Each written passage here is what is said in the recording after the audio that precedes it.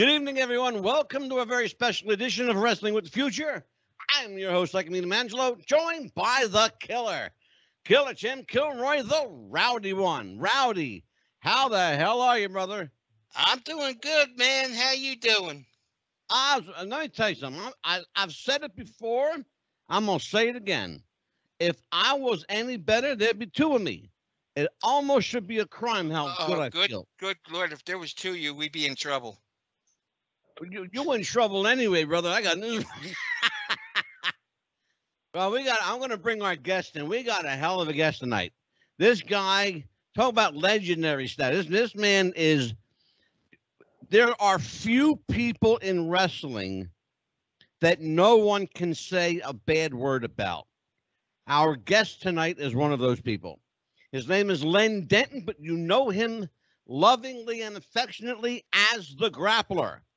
He is a mainstay in the Pacific Northwest area and has worked virtually every territory in the country. He worked for one of the godfather of Portland, the late Don Owens. We're going to hear some Don Owens stories, though. I can see that one coming. We may even hear, 20 or 30 Roddy Piper stories tonight. So let me introduce everybody to Len Denton. Len is a 7-time heavyweight champion and 12-time tag team champion. Len Denton's masked persona, the Grappler, was a mainstay in the twilight years of the Pacific Northwest, affectionately run by the late, great Don Owens, the godfather of Portland. A well-traveled talent, the Grappler spent his time in traversing territories, racking up win after win after win, while crossing paths with a multitude of talent, including Ted DiBiase, Curt Hennig, Blackjack Mulligan, Playboy Buddy Rose, and Mr. Wonderful, Paul Orndorf, just to name a few. His program, in fact, with Paul Orndorf, gave the Grappler the insight that Cowboy Bill Watts needed to push Len Denton to the moon. And he worked behind the scenes as well. People don't know this. He worked behind the scenes in the Portland territory, and that may even, in some people's opinions, may have been more prominent and more important than his work as the Grappler. He accomplished a great deal in the ring, but even more so outside of the ring. He has amassed a level of goodwill with the boys that you do not see today. There is no denying whatsoever, ladies and gentlemen, that the Grappler Len Denton is a worthy entrance into any professional wrestling Hall of Fame anywhere in the world. So, ladies and gentlemen, I give you Len Denton, the Grappler. How you doing, brother? My goodness, boss, that is the greatest intro I've ever had in my life. God bless you, sir. Thank you, my friend. There's only one thing, though, that you were a little mistaken about. They say there's some people that don't have a bad word against me anywhere in the country. Well, yes, I got a few ex-wives might disagree with you. Okay? Oh, man. Well, I'll tell you what, Rowdy, you want to take that one?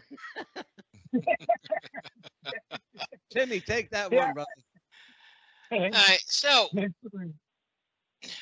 just what I wanted to ask is that I know that you debuted in 1977 and retired in 2016. What is the difference between wrestling back in 77 and wrestling of nowadays?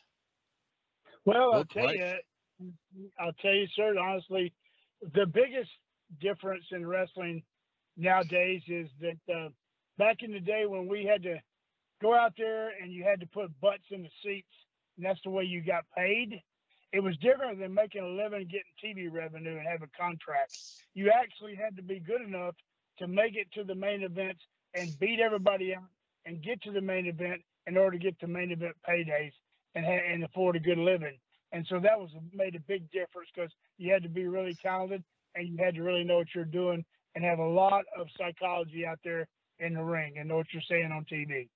Boy, I'll tell you what, I'm glad you brought that up. Len, I had last week I had Larry Zbyszko here. It's funny. It's it's almost as if you and Larry listen to each other's interviews. I did not. Because he said he said damn near the same thing. He said, "Man, if we didn't put asses in seats, we didn't eat that night." That's true. I mean, it's like when I first broke into pro wrestling, I was 17, and I remember the guarantee a night was $25 a night. And so, how do you think that we created where we would go there, we'd all ride together, and we'd pay each other 2 cents a mile or 3 cents a mile in trans?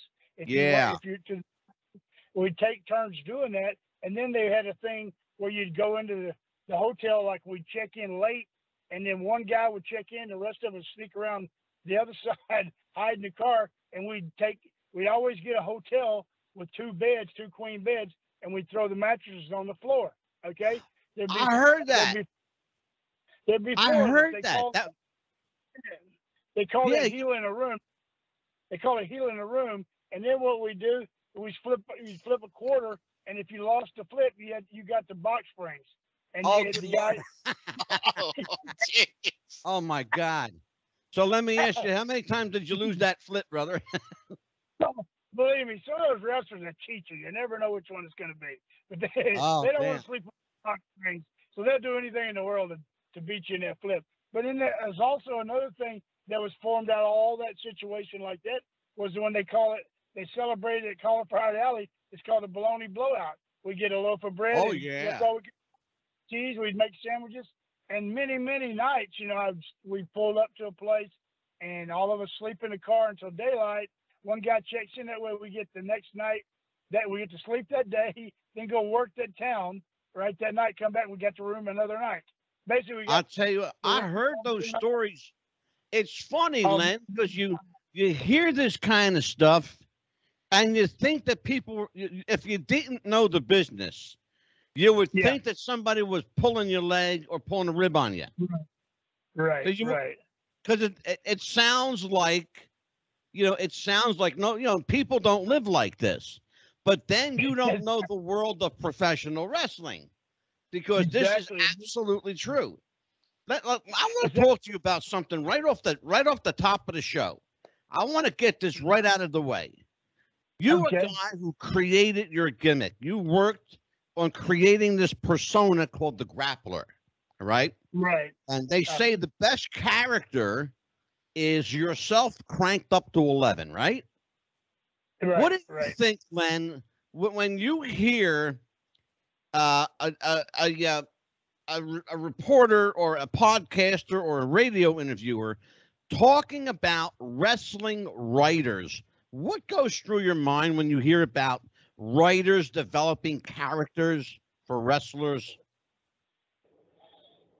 Well, I mean, I don't know exactly what you're asking me, but it's like you're saying that they're creating the character for the wrestler. The writers are creating the character. Yeah. Whereas in your day, you created your own character. Well, exactly. And here's the thing. A lot of times it's here's what created your character is like what you could draw money with. That's what it was all about back then. It wasn't just, like Vince would go like this. Okay, I have a writer. I want this guy to be this guy and write him something and get him a costume, get him an outfit, and put him on my TV show. It wasn't like it is now. It's like, okay, you come to the promoter, you say, listen, I want to get booked and I'm going to draw you some money. And if you couldn't produce that character and go out there and make that character draw you some money, with your personality, then you didn't have a job. So there was no writers involved. It was all on the wrestler himself. Yeah, well, and Killer and I can vouch for the fact that when you watch a television program now that involves wrestling, brother, I'm going to tell you what, it's and part of my language, but it's fucking scary how bad it is. Yeah, it's scary how bad it is, because it's just, it's awful. You can even see how they're trying to follow mainstream media, the news and everything, just to follow every little thing to stay current and stay up to grade. They're not trying to. I go like this. I go, you watch your wrestling show now on TV, and I go, where's all the bad guys?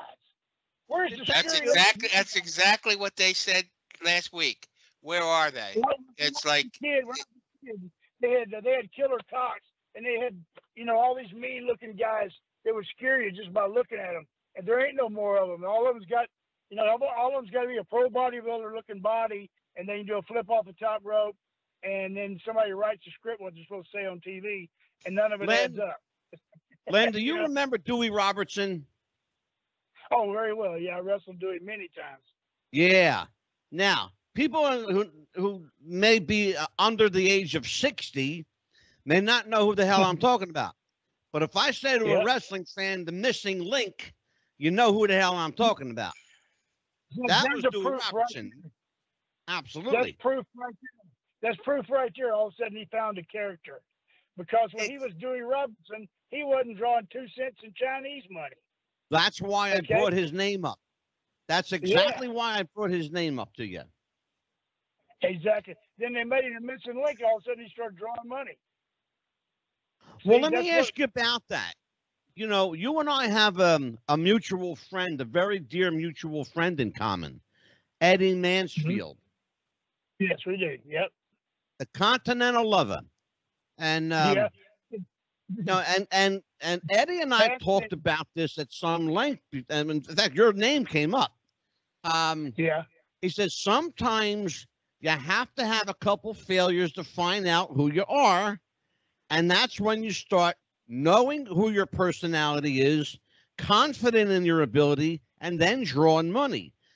What's the difference between that scenario and what you see now? Can you make a differentiation or distinction between the two? Oh, yeah. It's easy. Is that what I see now is that Vince has got people hired. Sometimes he even has people like from the studios, like from Hollywood and different things, hired to sit and write scripts for his show and to build characters like you're doing it for a movie set. And that's the difference. It don't work that way. You're not going to get in these people's mind. I just did a radio interview earlier today before this one, and I'm in Louisiana where the Mid-South was. Bill Watts, where the Grappler had the biggest name ever. We used to wrestle in Superdome and all these huge shows and all this stuff here in Mid-South. Okay, I just did an interview with a guy that was on there about an hour, and people's calling in, and they remember the Grappler and Junkyard Dog and Paul Orndorf, and they remember Carl Cox, and they remember Dick Murdoch, and all these characters, okay, that created their own image, their own name, and got it over, and they stood out, and that was your mainline wrestlers that drew money for you. And if you couldn't cut the mustard and get there, you were underneath, and you're on the underneath card. You hung around, you went somewhere else. Yeah. And that's just was.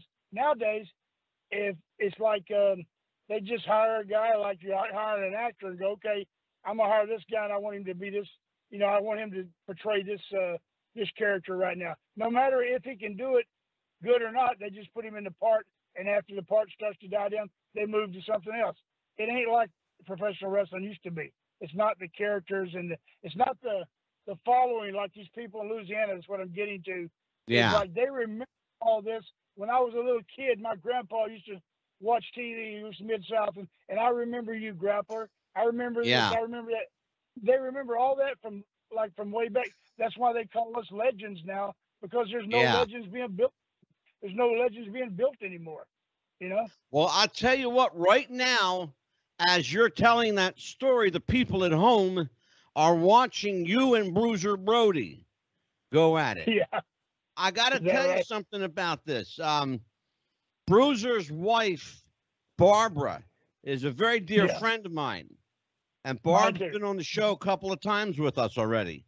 What was it like working with Frank? Well, Frank was, I tell you the honest truth, Frank and my dad got along better than me and Frank. I didn't have a problem with Frank. But Frank was, my dad was a hard-headed son of a bitch too, so him and Frank got along great.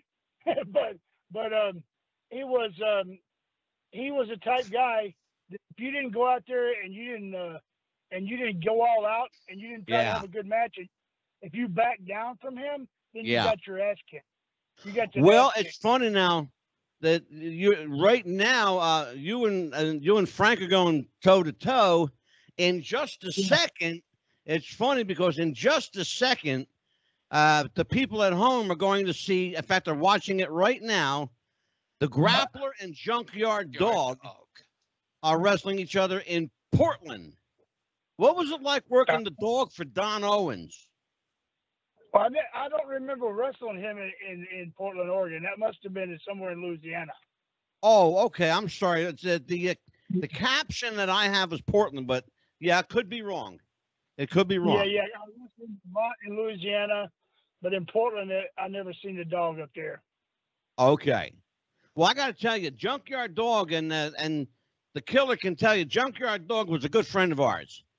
He used to come into my father's bar and drink just about every beer tap we had. Stan Hansen. Yeah, Stan Hansen.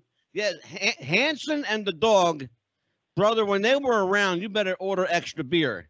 That's all. That's all I can tell you.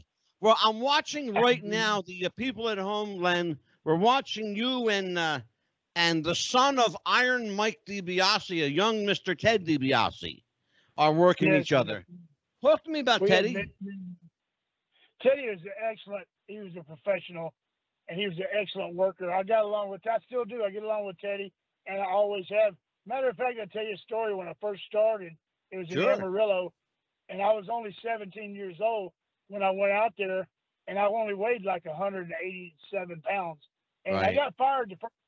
I got fired the first week I was there because I was too small. But I remember I was in a place called Hereford, Texas, just right outside of Amarillo. The second night I was there, and I went out in my match. I was supposed to wrestle Sputnik Monroe of all people. He didn't show up. Oh my God! Oh yeah, he didn't show up. He was some Sputnik, yeah. And so I had to wrestle the Booker, which was I can't think of his name now. The guy was booking for him, but anyway, is a great big old bald-headed guy. Abdullah? No, it wasn't Abdullah. He wasn't a booker. No, it was. Think of his name in a little bit. But he was booking for the Funks back in '78 when I first broke in, or '77, and I'll think of it in a little bit. But so he had me in the second match, and I'm telling you, we went 20 minutes Broadway, and I never got off the mat until the finish. He went behind me, took me down, and just stretched me for 20 minutes back and forth. I mean, he just punished me. And then so I'm watching DiBiase and DiBiase, and he had a tag partner then, and they had a hell of a tag match with Sweet Hansen and Rip Hawk, and doing all these spots and all these things. And I remember asking Ted DiBiase, I said, "Hey, man, this is my second day in the business." And I went, "Mr. DiBiase," I go, "you think I'll ever be able to do like the match y'all had tonight?" And he goes, "Oh yeah, kid, one day you'll make it," like that. And I seen him I think it was 2 years later. I was main event in the Superdome. He goes, "Hell, I think you figured it out." Wow. But I put on a whole lot of weight. The rowdy one. It's all you, brother. So, I'm listening about how way back when, in order to get paid, you had to literally get people's asses in seats. Now today, right? Today, nowadays, you don't have to do that. So way back when, you worked your ass off to make what yourself the persona that you are. Now, and that was a good thing. I mean, I can remember you're basically way back then, you're talking about the territories. Yes, exactly. So senior. Can I interject something, Tim? Go for it. That's a great place to go with Len, the territories. Why don't you talk to Len about that, like how things are different now? Len, you want to talk to the rowdy one about that and smarten up on the territories? Well, there are no territories now. No, it's totally. I went toward the end of my career here. I went and tried out for. I think when I was about 40, 41. I went to WCW. Okay, and to see if I could get hooked up with a contract because I heard they were paying good and everything, right? And I went over there and they go, okay, listen, here's Jimmy Hart and Kevin Sullivan and all these people. And they said, listen, man, you got to try out. So you got a tryout match with Eddie Mansfield tonight. I went, oh, wait a minute. I got to try out. I've been working for 30 something years. So they said, hey, that's just now. That's just the way it is now, Grappler. I said, hey, first of all, I was in the business before you two assholes. Okay? And you're telling me I got to try out? I love it. Anyway, they said that's the way it is. But thank God, thank the Lord, and God bless him. I had Eddie Mansfield, and you talk about a night off.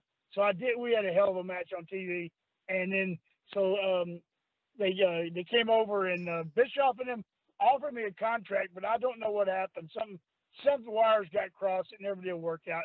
I never went there. But I heard that story, Len. I heard that story. You're not the first guy, by the way, who got the wires crossed, so to speak. They did that with a lot of people. It come to find out that we know now, all these years later, that Eric played favorites. You know, Hogan had his hand-picked boys. You know, and that's why people don't like Hulk Hogan. Let's just call it spade a spade.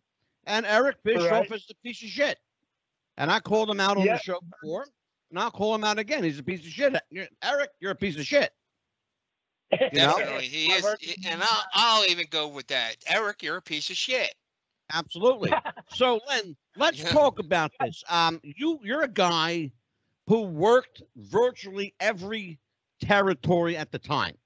You worked. First of all, let's talk. Can we talk a little bit about Don Owens? They talk about this man like he is like the Godfather of Portland, and people love this guy. And he was. So, give me a little insight into Don Owens, because I'm gonna ask you some questions about him. Okay, I'll tell you this. You'll love this one. Just a second. Can you hear me? Yeah. You got me, boss? Yes, sir. Okay. Yeah. And so he goes, Don Owens, you'll love this one. Don goes, I was booking for Don, right? And so I came in there, and I'm from Texas, and as soon as I got there, he started saying, oh, here we go. Here's this Texan coming in. I've never had a booker before, but Bob Geigel told me to hire him. He did a hell of a job for him and Harley Race over there in Kansas City. So he's saying he can help me out. So he's saying this in front of the boys every Saturday when we're getting paid in the office, after the matches. And so he did this for like 3 or 4 weeks straight. Finally, I said, Don, you know what? I said, and he'd go like this. He'd go, how come you ain't sold the place out already? If you're supposed to be that great grappler, how come you ain't sold the place? He's saying this. This went on for weeks, 6, 7, 8 weeks. Finally, I got pissed one night. I said, Don, I'll tell you what. I think it was like 4 weeks on TV. And don't have your son Barry change anything around on any of my angles. And you don't change anything. Let me do what I want to do on TV for 4 weeks. If I don't sell the Portland Sports Arena out, tell you what, you don't owe me a penny. I'll shake your hand. I'll leave and go back to Texas. You don't have to put up with my ass no. He goes, oh God, he jumped up and shook my hand in front of the boys. You're on, your bet's on, right? So I did everything in the world, and believe it or not, it sold out and turned away 600 people. Okay. Are you shitting me? I'm not. Now let me ask you a question. How did you do that? Brother, how did you? We only used the talent that I had in all I could use. I couldn't get any outside talent. He wouldn't let me. We only used the talent that we had. Of course, I had a cage match on top with my boot on a pole, which was, a pole match. It was one of their famous matches. But what I done was back then, people weren't doing this. Vince was trying to take over every territory, remember? Yeah. I put a 30-second commercial. I ran it 2 times right on Vince's show, and it sold out the sports arena. Wow. I got a co-host over here. We call him the Rowdy One, Killer Kilroy. You knew the original Rowdy One, and I would love for you to share a couple of stories with us about the legendary late great Roddy Piper. Yeah, Roddy was. Me and him were really tight. I mean, we knew each other. I met him when I was about 18 or 19 years old. First time I met Roddy, and we were friends until he passed away. We went through a lot of good times together and bad times. Sometimes we'd get in fights. Sometimes we'd be best friends. But we always loved each other for each other. But Roddy, like you were talking about Don Owens, and that was part of the story. I was fixing to add Roddy. When Don Owens, when I sold out the sports arena, he's the only promoter that I ever seen get mad with a sellout. He goes, "Man, you've killed Portland." I said, "What are you talking about?" And he said, "Well, hell, I had to turn away 600 people. They ain't never going to come back." I said, "Don Owens, that's almost, you're the oldest and shittiest promoter I ever knew." I told him that. I said, "If you had any sense, you'd be handing out tickets to those people to come back for next time." And he goes, "Just shut up." He got pissed off. And so when he went to pay me, he shorted me about, I said, he paid me, I was on an $800 a week guarantee. He gives me my guarantee and he don't give me no extra money, and the place is sold out. And Eugene was sold out, and another town was sold out that week. And he paid me straight up just $800. And I said, "Hey, you're about $1,000 behind, old man." He goes, "You know what? You take that money." He was pissed at me. "You take that money, you make the most money here anyway. You take that money and kiss my ass, that's all you're going to get." And so I said, after I sold the place out, he was still pissed because he lost the bet. And so, wow. So, is that a shoot? That's a shoot? There's a shoot. And here's what I did, okay? And this is where Piper comes into it. So I was going to Japan in about 6 weeks. And as being the booker, he paid my phone bill at the time, all my long distance bills when I have to call talent and do stuff like that, right? Yeah. And so when I went to Japan, I got there and I said, okay, I told him, I said, "I'm going to get my money back, Don, one way or the other. You owe me at least $1,000. When I went to Japan, I called my old lady. I called her like 3 times a day, collect from Tokyo. And when I got back, I was only there 3 weeks. I got back, the phone bill was $1,200. Hey, look, you get your money, baby. Oh, Don Owens wanted to kill me. You should have seen that old man. So he said, "I want you to come to lunch. I want to buy you lunch." I'm going, "What the hell do you want to buy me lunch for?" We went, and when I walked in there, him and his son Barry and Roddy Piper sat at the table. I went, "Oh shit!" And I sat down. And he goes, "I just want to tell you something. You see this phone bill, you smart ass bastard, you?" I started laughing. I go, "I tell you, I'm gonna get my money back. If you got your money back, right, your ass is fired. And I just want you to come here." And I started to get up. He goes, "No, sit down. I'll still buy you lunch." I said, "You just fired me. You gonna lunch?" He goes, "Yeah, sit down and eat with us." He said, "I want to tell you something." He goes, your ass is fired, and guess who my new booker is?" I said, "Who?" He goes, "Roddy Piper." Oh, I went, "You're shit." I said, "No kidding." He goes, "Yeah." So we're talking a little bit, and Roddy goes, he said, "Let me tell you something." Don goes, "Roddy is bigger than you and stronger than you. He talks better on TV than you. He's a better booker than you. He's a bigger star than you." He's running down all this stuff, running me down. I go, "I know, Don, I know. Okay, big deal." He goes, and your sellout ain't shit. Wait till you see what Roddy does. And so Roddy goes, "Hey, stop, Don, stop." He goes, listen, I got a contract with Vince and WWE. I'm doing stuff in Hollywood. I got all kinds of stuff going on, and I want to run your territory for you. But man, I'm limited in time. So I'm telling you right now, there's only one way I can do it." And Don said, "What?" He goes, "I need an assistant." Yeah, he said, "And I want to hire Len Denton." And he rehired me. Roddy rehired me right there.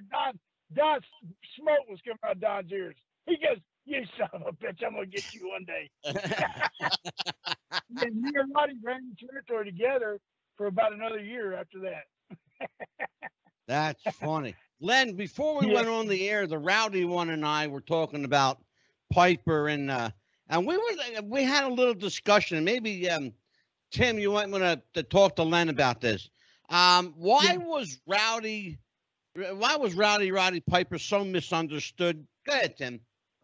Yeah, why was he misunderstood, and why? I mean, in my opinion, Piper was one of the best heels in the business. Well, and I don't know. Go ahead. Go ahead. And why was he so misunderstood? Why was he so, to some people, not as good as he really was? Well, to me, Roddy, and being honest with you, as one of the guys and a worker in the business, you couldn't make a better heel than Roddy Piper, and he had a better character. He could be a babyface or a heel. He had one hell of a persona out there on the mic that you couldn't top. I mean, that comes along. Yeah. That only comes along very seldom. I mean, not many guys have that kind of character and that talk that gets across to people. And he had the knack for being the ultimate heel without saying a darn word. Yeah, he didn't have to do anything. Prime example, him and Jimmy Snuka, right? Him and Jimmy Snuka. He cracked Snuka over the head with a coconut and smashed banana in his face, and people hated him for it. Yeah, he didn't have to do anything. I know he could get heat if he wanted to, and he could be an ultimate babyface too. I mean, I did a lot of autograph signings and sci-fi conventions and all this with Roddy in the later days, right? And one thing about Roddy that I respected, we would be there and there'd be a line around the corner, okay, of people lined up, right? Oh, sure. And he'd say, Lenny, we're not leaving until everybody gets an autograph. And I would see all these big shots come in. They'd get up in a couple hours and leave. And Roddy would sit there. He said, hey, you know what? These people came here. They're standing in line. They're going to get their autograph no matter what. And, I respected him for that, Yeah. And, well, I'll tell you what. It's oh, go ahead, Tim. I'm sorry. Okay, see, that's the thing. Way back when, 70s, 60s, 70s, 80s, right? Mm-hmm. 80s it started turning the corner, but 60s and 70s for sure. Okay? You could go up to the ring and say, with a piece of paper and a pen, and they would be happy to give you an autograph. Right? Yeah. And nowadays, you can't even get close to any of them without having to pay $80 or $90 for an autograph. Well, no, you get people, they cost them $50 to get in the door, and they get there and they want to buy a picture, it costs $30, and they want an autograph, costs another $30. I'm like, what? This is crazy, man. That's for real. That's straight shooting. Rowdy ain't lying to you, brother. That's what they're getting. Well, there's a place in Jersey that every once in a while it's called Adventureland. Every once in a while they have names come in, so now you're already paying, you're paying some kind of money, but it's like to see the name, they want $200. Yeah, that's what they're getting. That's crazy. Holy cow, it's nuts. Yeah, that's what they're getting. It's like, since when did wrestlers get rock star money just like to show up? I don't get that. Yeah, I don't know either, brother. And then I think me and Rowdy are in the wrong fucking business, Len. Well, and again, right? At WrestleMania, there was WrestleMania up in North Jersey. I come along and I go there, and I wanted to see about getting tickets, right? Nosebleed, way up top, right? $100, way up top. I know. Right, and I'm like, no way, I'm not paying $100, right? So then you get on the floor and they're like $3,000. Yeah. Jesus. $3,000 for a wrestling ticket. Never heard of it. But watching guys don't know how to work.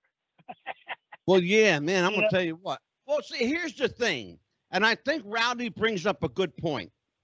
That it really, here's the difference. When you showed up to the arena, Len, you wrestled, you worked, you gave people their money's worth. But the thing is, you wrestled. That's the key. Exactly. What you're seeing now isn't wrestling. Exactly. It's a performance. And you're not paying for a wrestling show. You're paying for a production number. Exactly. And that seems to be the biggest difference, in my opinion.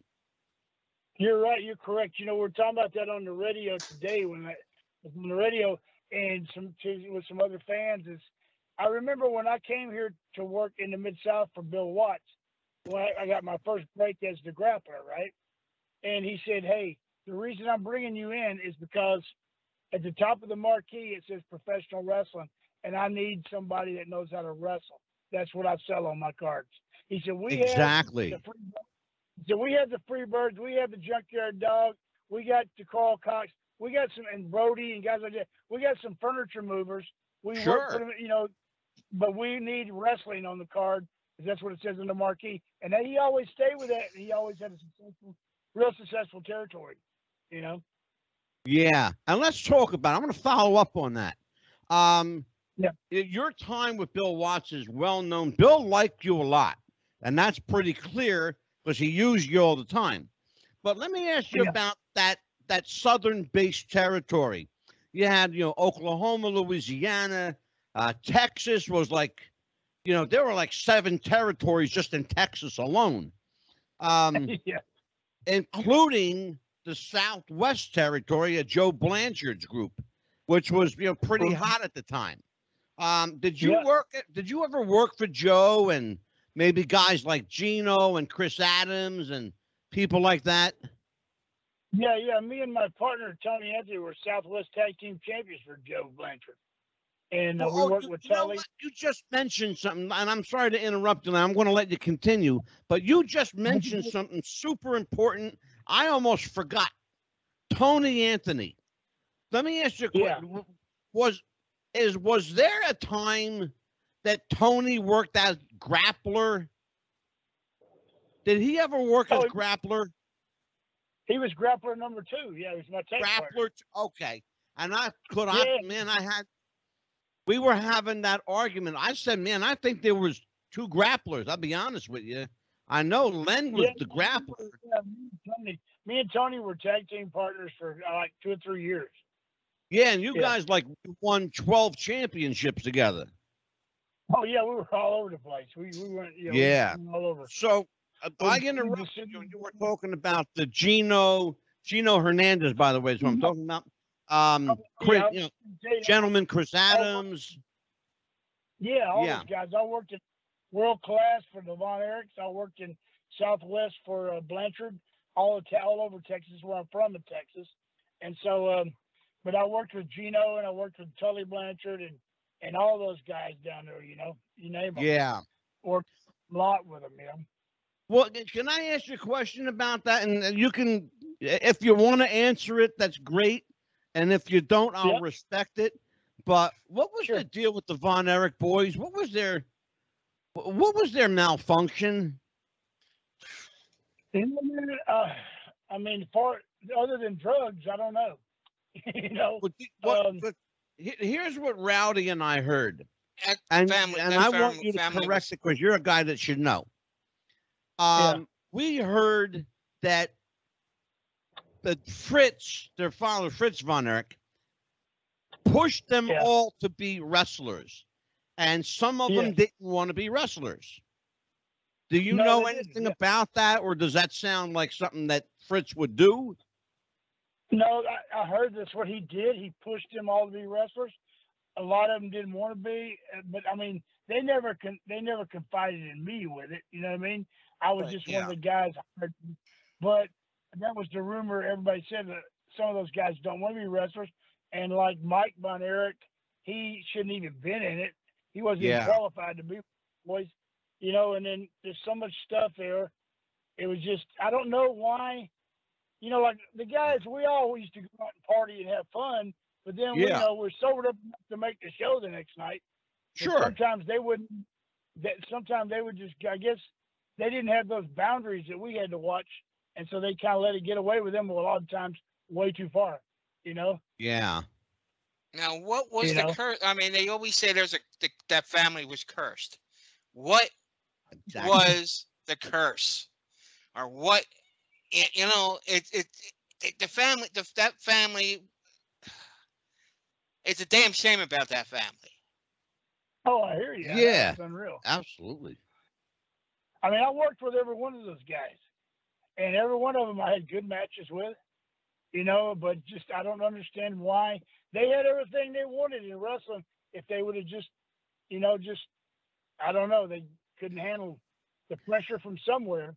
I don't know why they were so much pressure, Yeah, well, then let me throw something at you. Maybe we can, and Rowdy one, if you want to jump in here, but feel free to.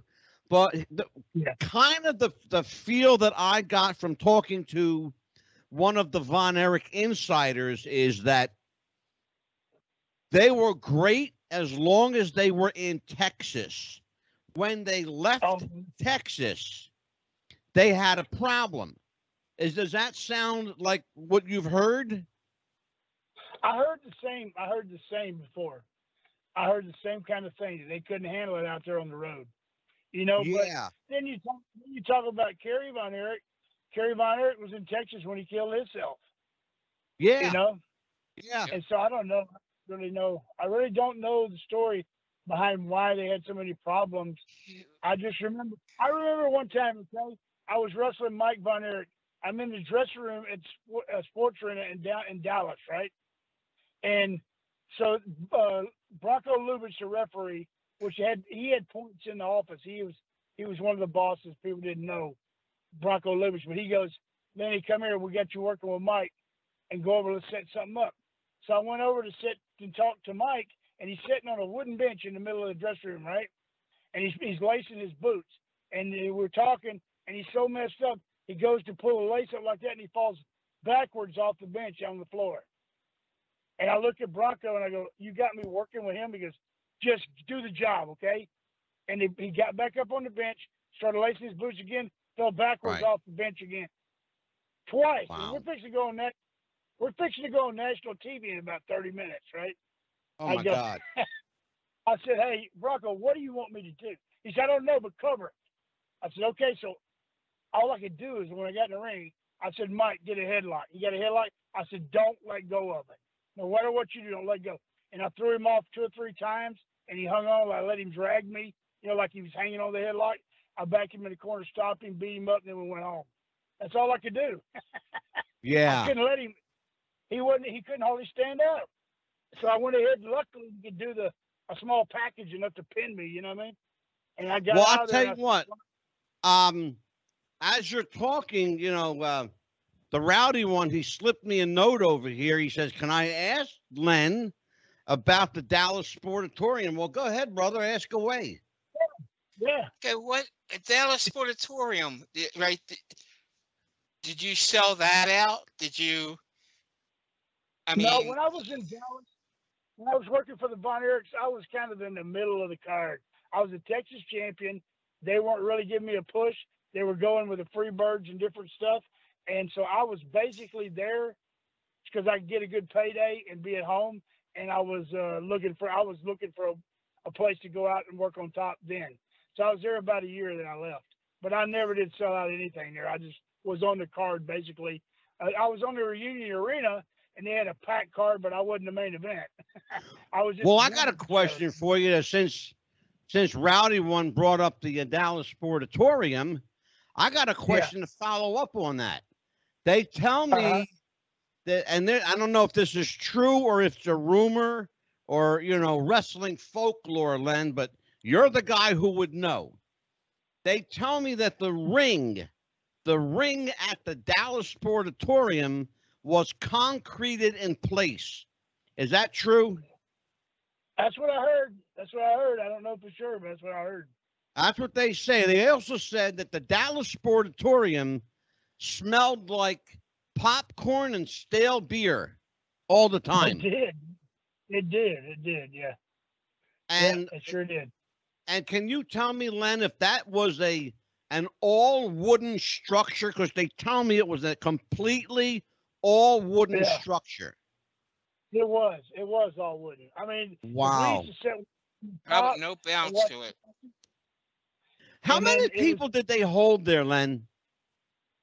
I'm not sure. I don't know how many people. I don't know what the capacity was. I never heard. Well, because people have. Well, that's part of the problem. Is that people have argued that it was between 3,000 and 5,000. Somebody said it was 2,000. I said, well, it's got to be a number, Somebody's got to I know would how say- many people went in this place. I would say it at least held 3,000 people. So it was a pretty I would say- sizable building then. Good sized building, yeah. It was my cram pack that sold out. It probably held $3,000. Yeah. Let me go back to Roddy Piper for just a half a second, because Yeah. I don't want to dwell on that. But in his later years, Len, Roddy seemed troubled. He often seemed troubled about stuff. Yeah. Could you shed some light on that, or is that too personal? Or if it hurts too much to talk about, you can tell me to shut up.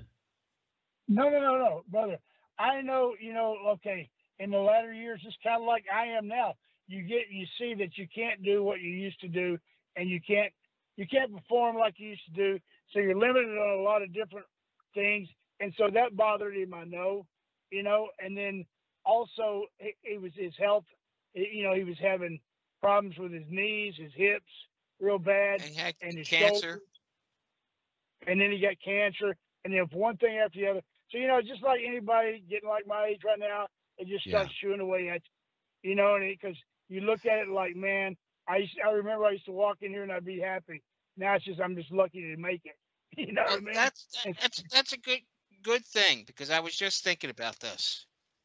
Yeah. So you have wrestlers that were in the limelight for years and years, and the next thing you know, they're out of the limelight. Okay. So Exactly. next thing you know, they're like on drugs, drinking up a storm, or doing drugs, or they turn around and kill themselves because they missed the limelight. Now, can you elaborate on that? Yeah, I tell you one thing though, I was proud of Roddy. Roddy had actually quit drinking. The only thing he was doing, he was smoking cigarettes. I go, you never used to smoke before. He goes, I know, I'll pick up this habit now.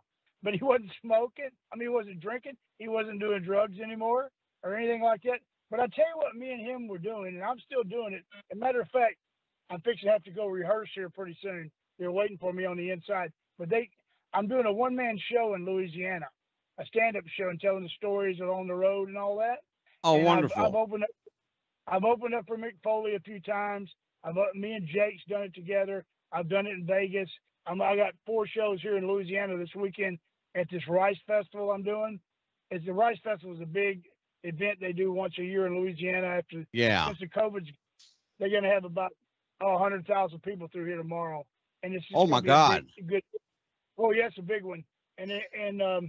But me and Roddy started trying to do. That's why we started doing the one-man show, because that gives us where we can go up on stage and still talk about our wrestling and be involved in wrestling and talk to the fans and tell road stories.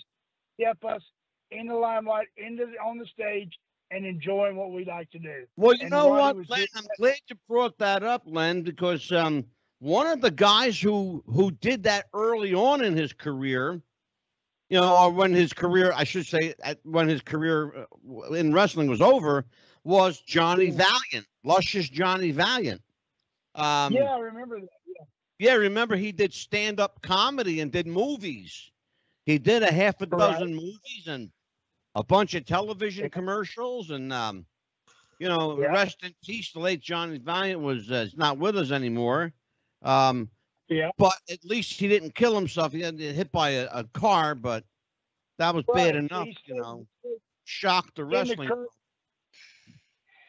He stayed in the lifestyle, which helps you to keep going. You know what I mean? You got to keep yourself going. Absolutely. That's what we're used to, boss. So you got to keep that thing going for you, or you finally just, like all of a sudden, you're sitting at home by yourself going, damn, where'd everything stop for? Well, it's like when like Rowdy just said, what happens, you can only drink so much. You can only, abuse your body so much, I mean, what happens when the beer runs dry and there's no more drugs? You can't afford to buy any more drugs, But listen, Len, I know that you got rehearsal to go to. Let me throw this out there. If you're ever up around the Philadelphia, New Jersey area, give me a holler. I'd love to sponsor something for you up here. Oh, whereabouts, boss? Around New Jersey or Philadelphia? Oh, well, okay. All right, buddy. Yeah, sounds great. I appreciate that. Yeah, well, really you do. have my number. Listen, keep my number, okay? And I'll touch base with you in the next day or two. Sounds good, brother. I love I'm this serious. company. Straight shoot. Straight shoot, Oh, brother. thank you, bro. Thank you so All much. right, well, listen, my brother, I'm going to let you go. I know you got a lot of things to do tonight. So on behalf of the Rowdy One and myself, ladies and gentlemen, we have had one hell of an hour with the Grappler, Len Denton. Len, take care, my brother. You take care, and I will touch base with you. Take care, Len. Take care, fellas. Love you. Take care. I'll talk to you soon. Thank you, my friend. Yes, sir. Bye-bye. Good night. You bet.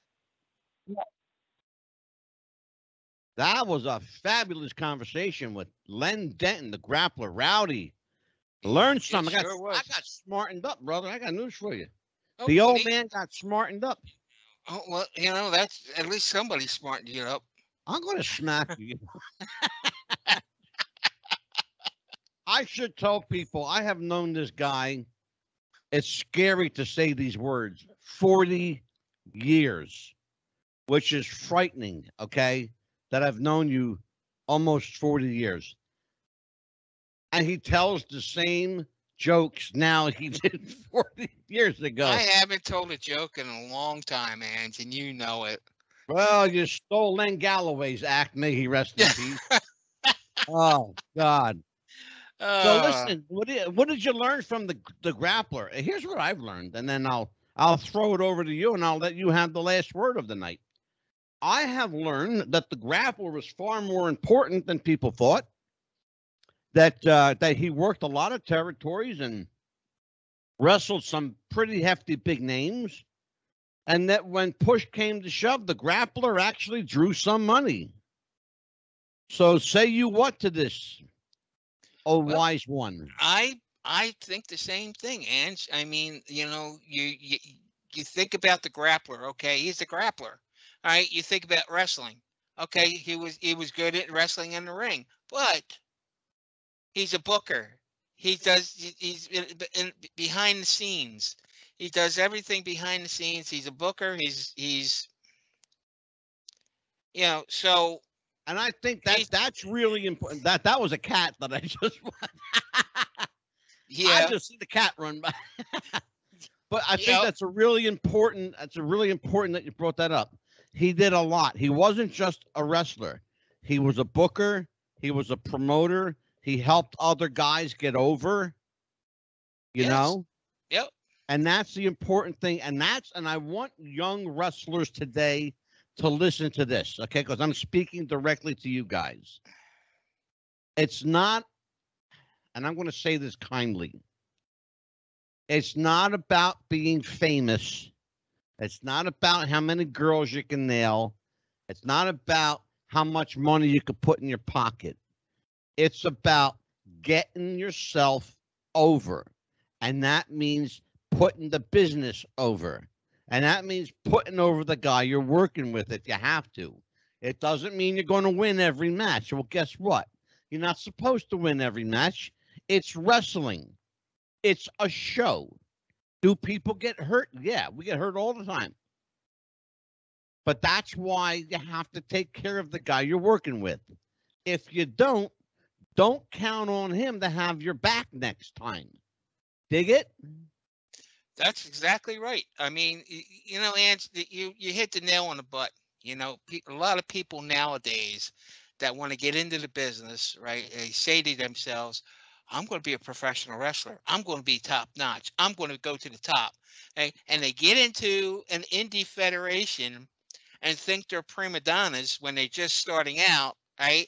And then these veterans get them in the ring, right? And they're stiff with them because they're cocky. Thank you. Exactly. You know, because they're cocky. Yeah. Well, the problem is when you're cocky, that means to me that you've got no humility. It means that you're putting yourself first. You're not putting the business first. You're not putting your promotion first. You're putting you first. Guys like that, they have no place in my life. Okay. Yep. Exactly. No, and that's why I don't promote them. Now, speaking of which, we're going to promote a guy that you and I know very well, and I want to tell people about him right now. He is a local New Jersey guy, a hero of sorts, and certainly his son is a hero. God bless him. Sonny, Sonny Strong. Let me tell you something. I love this kid. Yeah. South Philadelphia. South Philly, brother. And Matt Boyd is a name you don't know, but people around here certainly know Breaker Morant. They know the Breaker. I am proud to say that I am the first wrestling promoter, and Tim, you and I, we kind of made history that night. Yes, we did. We're going to talk about that show. That's going to be the subject of one of our shows, by the way. Atlantic City, 2001. Don't laugh. Shut up. Don't laugh just yet. Because you're going to get to tell your Jimmy Snuka story in all its full glory, but not right now. But Breaker Morant will be on with us October the 28th for the entire show. And I'm going to highlight this guy, and people who watch this show know I don't highlight local promotions or local wrestlers. And there's a reason I don't. Most of them aren't worthy of my time, quite frankly. Matt Boyd, Breaker Morant, is the exception. He's a class act. That's just a simple way to put it. He's a class act. This guy is a good guy. He's a family man, a good husband, a father. He loves the business, and he puts the business first. You hear what I just said? He puts the business first. So, Jimmy, you know Matt. No matter what capacity he is in, he is the ultimate professional. Okay? Amen. Right. Perfectly so well said. if he's a heel, he is the ultimate heel. He'll tear you up like none other. If he's the face, then he's going to act like the face, right? He's going to sign autographs and kiss babies and shake hands. Right. Maybe even kiss my ass. I mean, I hope you heard that. I hope you heard Matt. I hope you heard that. But yeah, so Gilroy said it. But yeah, he is the ultimate professional, and has done a lot. Good guy, and he's done a lot. Let me tell everybody what's coming up next week. We got a good one next week, brother. We got a wrestling Hall of Famer next week. Cowboy Scott Casey will be here next week. We also have a special guest coming next week named Jay DeShellis. Now, let me tell you who Jay DeShellis is. He's a guy who got to live his childhood dream, and he met his hero, Bruno Sammartino. In fact, he got a lot of pictures with Bruno, and he wrote a story to me. He sent me an email. We actually get emails on the show. We really do, a lot of them. And he sent me an email, and this one stood out. And I invited him on because he's he's a big Bruno fan, and I want him to share his story because it was really touching. And he's also a big fan of Cowboy Scott Casey from Southwest Championship Wrestling. So, so we can do that. All right. And so we're going to have that show, and we will bring it to you, of course, in all its glory and grandeur here on Wrestling with the Future. But for tonight, I have to say goodnight to the Rowdy one, because Mrs. Rowdy wants to put him in bed and tuck him in, give him his bottle and of beer. And so, on behalf of Killer Tim Gilroy, the Rowdy one. But I was never a bottle baby. Well, we'll talk about that later. I'm Psychic Angelo. Have a great night, everybody. Take care. Good night. And as we continue to wrestle with the future. Bye-bye.